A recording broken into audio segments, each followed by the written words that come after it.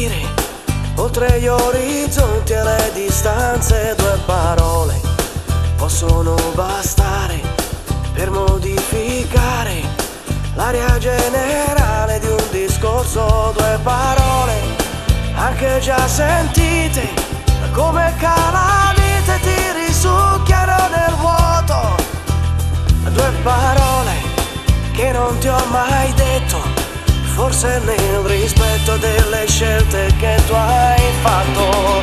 Ma adesso non parlare, non mi dire che ti mancano le parole.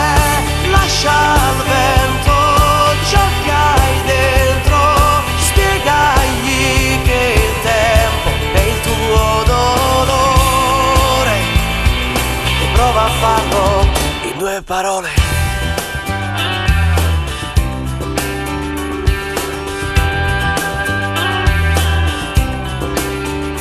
Due parole troppo ricercate, forse complicate, complici innocenti di una fine. Due parole semplici e sincere, come amiche vere, troppo delicate da capire. Due parole che vorresti dire per farmi sentire quanto amore mi hai nascosto.